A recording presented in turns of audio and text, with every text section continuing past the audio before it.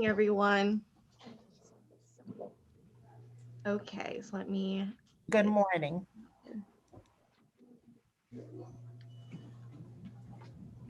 So, the thing about history is that we all create it. You don't need to look to your history books to find it. You can look to your aunts, your uncles, your cousins, your grandma, your grandpa, your mom, your dad, your teachers, your friends. You can even look within. History is all around us. And while today I can talk about me, it also helps if you know what's behind me. Me telling you who I am is only one part of the story. That on alone is good, it's solid. But what makes it greater is when you know my history, my family history. When you know that my story starts in Lake City, South Carolina, before I was even born. When you think about the legacy that was born out of my grandma, Catherine McGill, who single handedly raised six children on her own. And when you think about the sacrifices she made to ensure that they would all live to grow and be the woman and the people that they are today, people I love and cherish as my aunt and uncles. And when I think about the woman she raised to be my mom, a woman who left Lake City, South Carolina to become a United States naval officer and so much more, a woman who, alongside my father, would raise me, a 25-year-old naval officer, doctoral candidate, and so much more. My grandma, my mom, my family as a whole made the sacrifices they did to ensure that I would have the life that I have today and to be surrounded by love. And while there's a lot that I will cover in between, one of the most beautiful and painful things I think that we can put into context of this all is that when my grandma was 25 years old, the year would have been 1962. Can you imagine what she saw, what she endured? Do you think she would have imagined a world in which her granddaughter would sing for the first Black president of the United States of America? The answer is quite simply no. And so when I share about myself today, something that I don't love to do, I want you to also hear it within the context of how in each one of our lives we present the opportunity to be our ancestors, our grandparents, our parents' wildest dreams. And each waking moment we have on this earth is to make them proud. And so when you hear me reflect on how far I've come, please know that my doing so is in light and in power of them. So, as you all know, my name is Andolyn Tomasa Medina. And while I've prefaced what I will speak on today, the theme of what you will also hear is of being service to others, creating a landing that the next generation can jump from. My family, my mother instilled that in me from an early age, in which at the age of 4, she introduced me to volunteerism. She took me to the library where I learned to read and fell in love with books. It also happened to be the first place I volunteered. I then started visiting nursing homes where I read Bible scriptures and books to my Aunt Diane's kindergarten class whenever I would visit my family in Lake City. While probably everyone around me was impressed that I could read at 4, I also found difficulties in that arena. I was behind in my first grade classes due to a speech impediment in which I couldn't say the letter R, and had to go many special education classes and evenings playing the phonics game with my parents, all so that I could manage to keep up with my class. Despite, or maybe to spite, I should say, my classmates who bullied me, I became one of the top readers in my class. And not only that, I became a top speller because I had to spell so much just so people could understand me. I think about how my Aunt Diane often spells words around my little cousins until they can read so that they don't understand what she or we are saying. Well, for me, that trick only lasted for so long because I took it as a fun way to learn. Hello. Good And morning. everything I went on to do in life, even when I wanted to shrink into less, I found a way to push myself to be more. This continued into my eighth grade year when I struggled with scoliosis, which is when you have a curvature of the spine. For me, that meant I had to wear a back brace for 20 hours of the day and was often in a lot of pain. Still am, if I'm being honest. But being in eighth grade, well, for those of you who are in eighth grade, how would you feel? I felt embarrassed, ashamed, and alone because I didn't feel like anyone truly understood what I was going through. It wasn't until I was maybe 15 or 16 years old, as Miss Roanoke Valley's outstanding teen, that I was invited to speak at the Boys and Girls Club. It was an audience much like this. I was speaking about being transparent until I realized that I wasn't walking or living in my truth. I decided to share with that group that I had scoliosis and how embarrassing it had been for me. That so many people see this person that perhaps is really impressive or really put together and etc., but that oftentimes I didn't feel like that. And most of the time it was because of my scoliosis. A little girl then raised her hand and shared that she had scoliosis too. And remember what I said about creating a landing for the next generation to jump? Well, sometimes that landing works both ways. I created representation for her so that she could feel more confident in her sense of self. And by her being so young and being able to voice what she was experiencing, my same pain, showed me I have nothing to be afraid of. And I want you all to keep that part in mind. So I've always been outspoken. I always ran for offices in school, and oftentimes I would be the only person of color running in an all white school. So did I win? I bet you can guess no. But did that ever stop me? No. I've always felt like you win or you learn. And as I've gotten older, I've learned you don't need to win for your message to stick. To be honest, I've reframed a lot of perceived losses as wins. Because now as an adult, I realize that many of my classmates did listen to what I had to say. And even if they weren't able to hear the message then, they hear it now. They see me now. But imagine if I just stopped. Imagine if I shrank.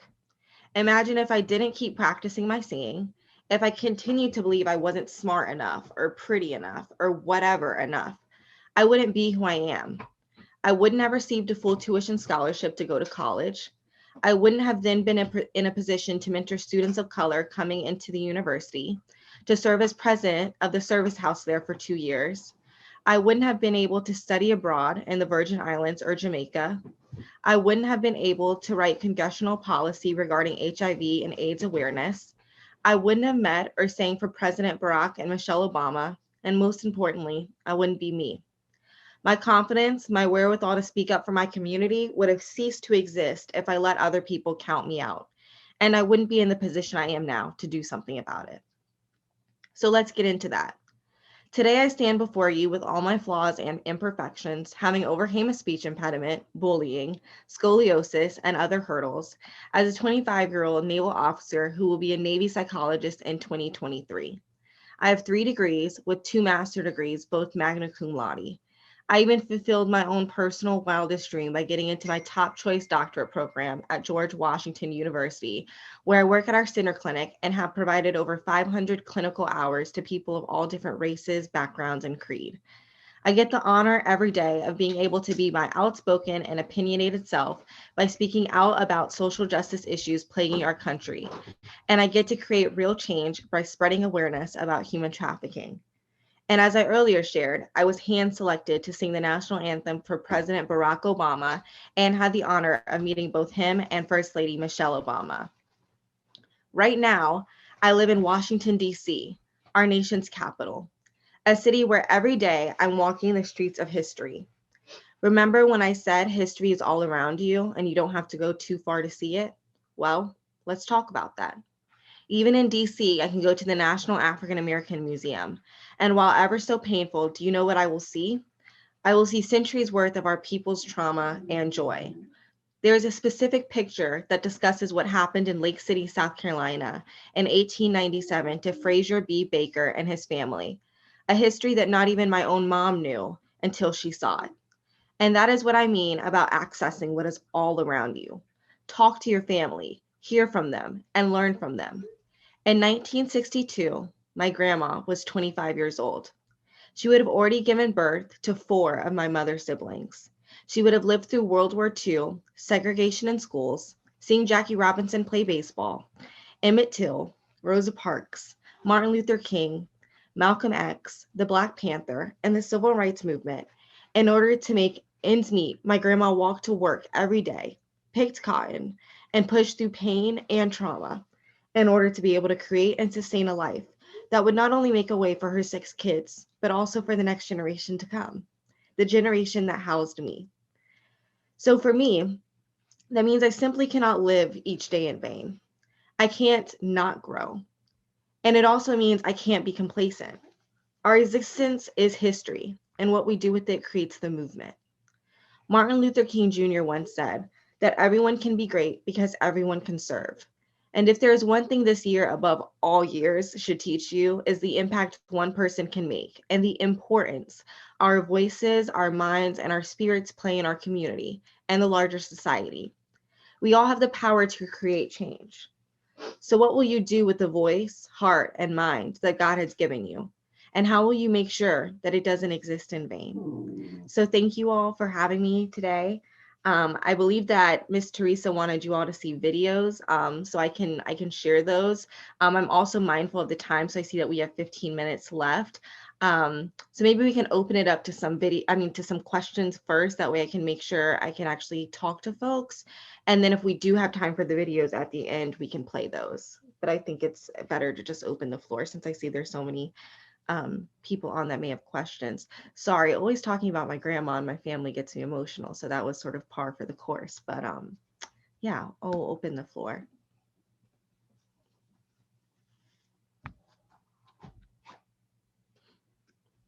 And if we have no questions, that is fine. I can go to the videos. Just let me know. Well, I just want to take this opportunity to just commend you for persevering and being determined. Just hearing some of the obstacles that you faced.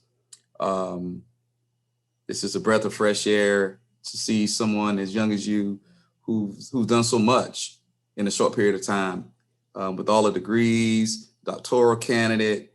All I can say is wow. I just wanted to commend you as a young lady, young lady of color. It's just a breath of fresh air to hear the greatness that you're going to bestow upon our nation and our world. Thank you. I really appreciate that.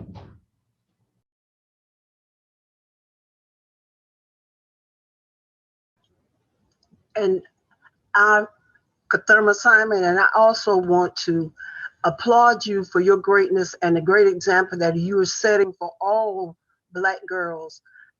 It's just marvelous because I can remember when you were a little thing running around, and you even had the spirit of giving and sharing and teaching then, and you're still doing it, and you are a great role model for our children.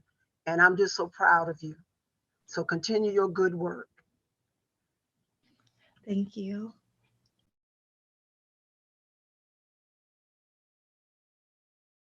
I'll ask a question.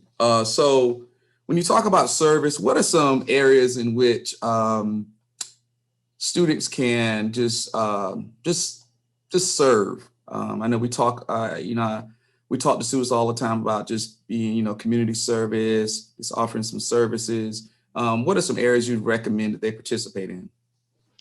Yeah, so my dad actually always said that if you do what you love, you'll never work a day in your life. And I don't think that service needs to be like a tedious task that you hate. I think that a lot of kids think like it has to be. But I think service should feel good. It should feel right, and something that you love to do. So I would say, it's about finding your passions.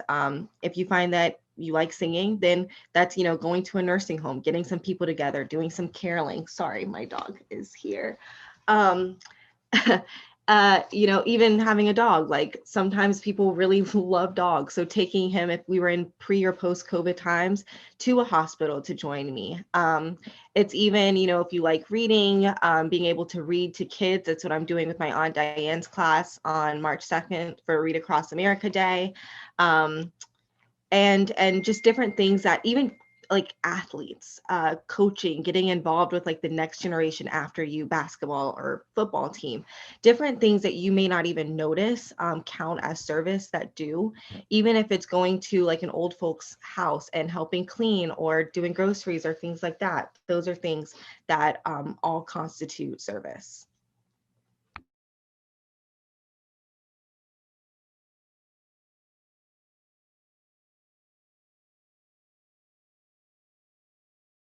So I think the first video, I guess maybe segueing, I see my mom trying to cue me, yes? No, you could just do the one with the 10-year, 15-year, that little girl. Okay. So the first video I'm gonna show is actually of a 10-year-old interviewing me, and let me see if I can share the screen. Which is another example of volunteering.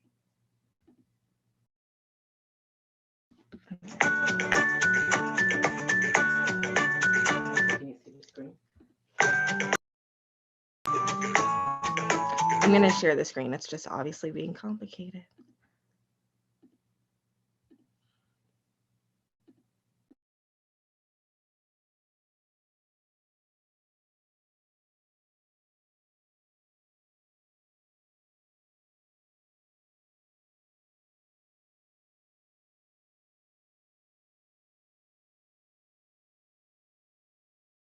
Okay, can you guys see and then hear this?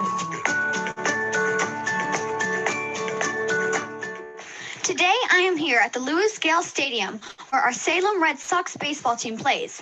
This season starts on April 7th and continues through the 1st of September. There are tons of great events at the games, including fireworks, theme nights like Star Wars or Pirates and Princesses, and my favorite, all Sunday games are Family Fun Day, when kids get to run the bases after the game.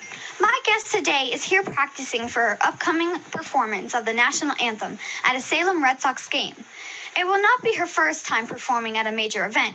She's also performed the Star-Spangled Banner for the President Barack Obama at an event in 2012, at a Washington Wizards game, and the Miss America pageant in 2013. Today, I will be joined by Andolyn Medina, Miss Roanoke Valley 2016. Since she was 4 years old, Andolyn Medina has been an extraordinary citizen. Now at age 20, Andolyn has logged over 7,000 hours of community service. That is almost 10 hours a week for 16 years.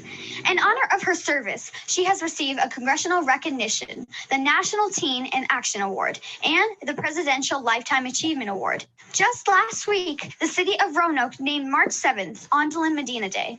In addition to her volunteer work, Andolyn achieved a 4.4 GPA as an honor student in high school and received a 4-year tuition scholarship from Hollins University, where she is a senior studying child psychology and music. Andolyn's titles have included Miss Virginia Preteen in 2008, Miss Virginia Outstanding Teen 2012, Miss Chesapeake 2015, and her current crown, Miss Roanoke Valley in 2016. On June 23rd through June 25th, Miss Roanoke Valley will be competing at Roanoke's Berglund Center for the title of Miss Virginia 2016. If Andolyn were to become Miss Virginia, she would represent Virginia into 2017 Miss America pageant, which would be a beautiful way to complete a dream that she has pursued since she was younger than I am. I am very, very excited to ask Miss Roanoke Valley 2016, Andolyn Medina, 3 questions. Thank you so much for meeting me today. I learned that you have volunteered for 7,000 hours since you were 4 years old. How did your volunteer work lead to later competing into pageants, and how are those 2 activities connected? So I began volunteering at the early age of 4. Both my parents are retired Navy officers, and my mother and grandmother always instilled in me the power of one. And so with getting involved in pageants, that was able to allow me a platform to inspire and encourage other peers and young children to get involved with volunteerism through my platform, Peer Empowerment and Community Engagement. You have participated in pageants since before you were a teenager. From all the work you have done in your community and your awards and titles, it is clear that you're a beautiful person, not just on the outside, but within. What would you say to people who feel like pageants like Miss America focus too much on the outer appearance of women, and that it might not be good for women to be judged or rewarded based on their physical beauty?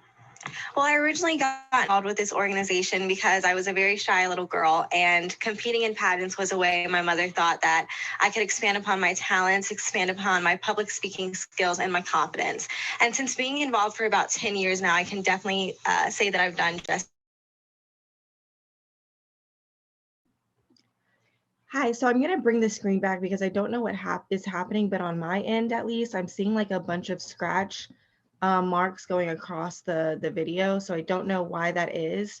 And I also know we only have 5 minutes. So I do want to just come back. And if there are any more questions, wrap it up with questions because I know that video is kind of long and isn't maybe going to get to the heart of things.